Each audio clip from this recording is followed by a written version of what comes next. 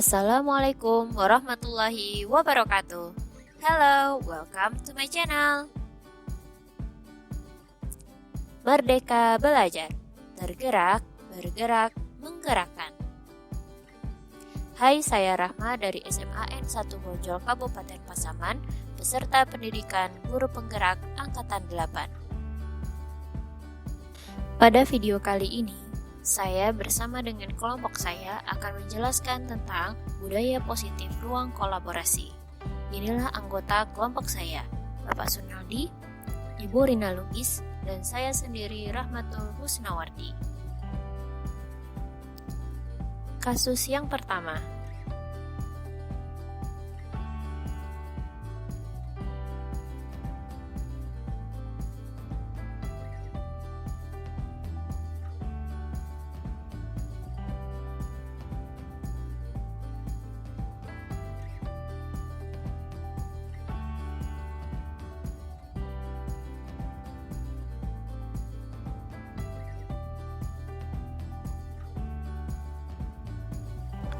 Analisis kasus yang pertama. Dalam kasus di atas, langkah-langkah restitusi apa saja yang sudah dijalankan oleh Ibu Santi? Menurut Anda, apakah restitusi yang diusulkan Vivi dan Natali sudah sesuai dengan pelanggaran yang telah dibuat? Apakah langkah-langkah restitusi yang telah diusulkan mereka? Dalam kasus di atas, posisi apakah yang telah diambil oleh Ibu Eni dalam menangani Vivi dan Natali? Jelaskan jawaban Anda. Jika Anda adalah Pak Hasan, bagaimana Anda menyikapi langkah yang dilakukan oleh Ibu Santi?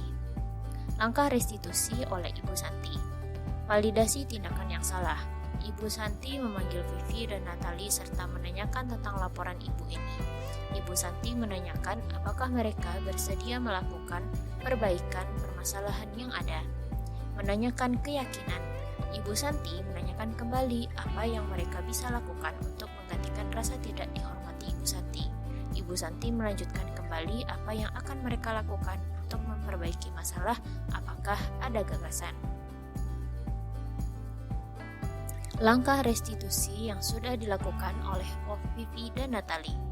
Restitusi yang dilakukan Vivi dan Natali sudah sesuai, yaitu dengan mengadakan diskusi kelompok kelas untuk membuat gagasan tentang sikap saling menghormati, menyampaikannya kepada kepala sekolah, mengemailkannya kepada Ibu Eni, serta meminta Bu Eni untuk menjadi guru pengganti jika tidak ada guru.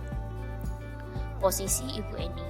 Posisi kontrol Ibu Eni adalah sebagai teman, karena ada kalimat persuasif yaitu, ayolah, tugasnya dikerjakan, nanti Ibu ditegur Bapak Kepala Sekolah kalau kalian tidak kerjakan tugas. Tolong bantu Ibu ya. Pak Ahsan dalam menyikapi yang dilakukan oleh Ibu Santi. Beliau mendukung sepenuhnya langkah-langkah yang dilakukan Bu Santi yang sudah sesuai dengan restitusi dan posisi kontrol manajer, mengajak rekan guru lain untuk menerapkan pembuatan keyakinan di kelas masing-masing seperti yang sudah dilakukan oleh Ibu Santi. Kasus yang kedua.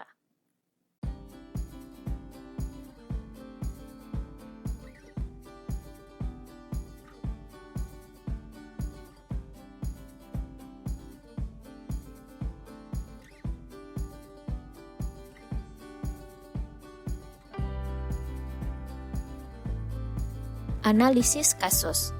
Dalam kasus di atas, sikap posisi apakah yang diambil oleh Bapak Lukman? Jelaskan apa indikatornya. Bila Bapak Lukman mengambil posisi seorang manajer, apa yang akan dikatakannya? Pertanyaan-pertanyaan seperti apakah yang akan diajukan ke Sabrina? Jelaskan. Kira-kira bila Anda adalah kepala sekolah di sekolah tersebut, nilai kebajikan apa yang ingin dituju oleh peraturan yang harus berwarna hitam? Bagaimana Anda menyikapi langkah yang diambil Bapak Lukman? Posisi Pak Lukman adalah sebagai penghukum. Indikatornya yaitu menghardik, menyakiti, menghukum secara sepihak. Sabrina menjadi malu dan pendiam.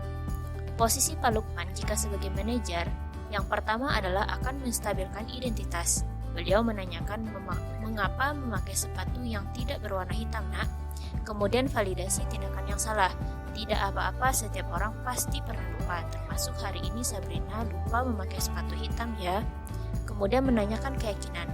Keyakinan sekolah apa yang sudah kamu langgar, nak? Jika kamu meyakininya, apakah kamu mau memperbaikinya? Akan seperti apa kamu memperbaikinya? nilai kebajikan yang ada di sekolah mengenai mengapa harus memakai sepatu hitam, yakni kerapian, kesetaraan, dan keindahan.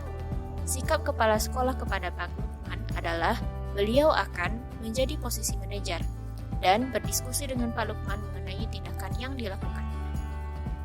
Kasus yang ketiga.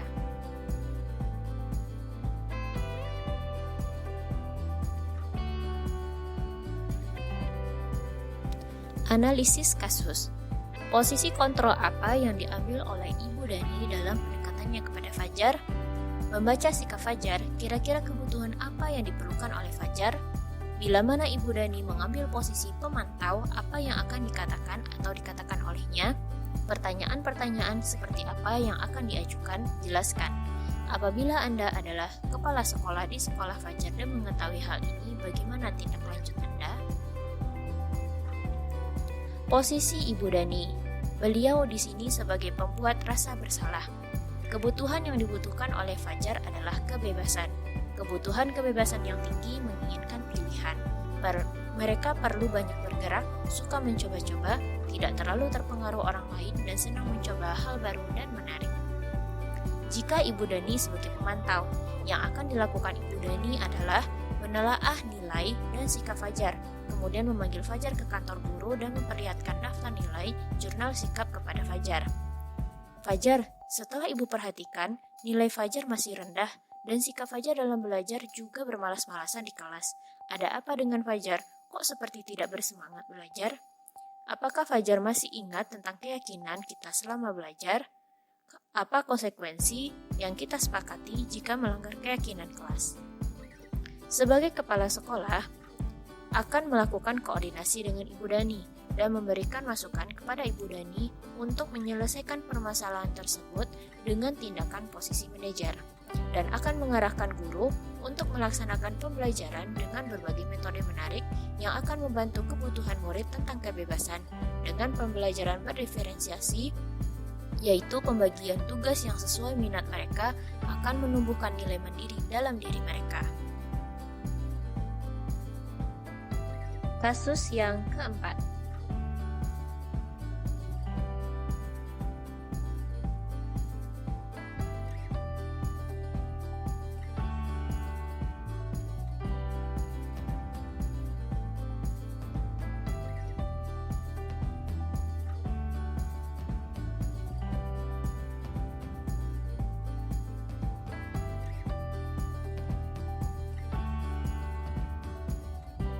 Analisis kasus.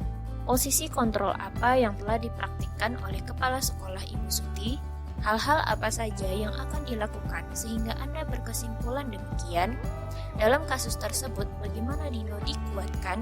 Bagaimana Anto dikuatkan oleh Ibu Suti?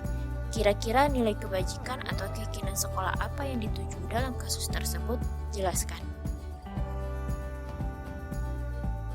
Posisi kontrol Ibu Suti di sini adalah sebagai manajer.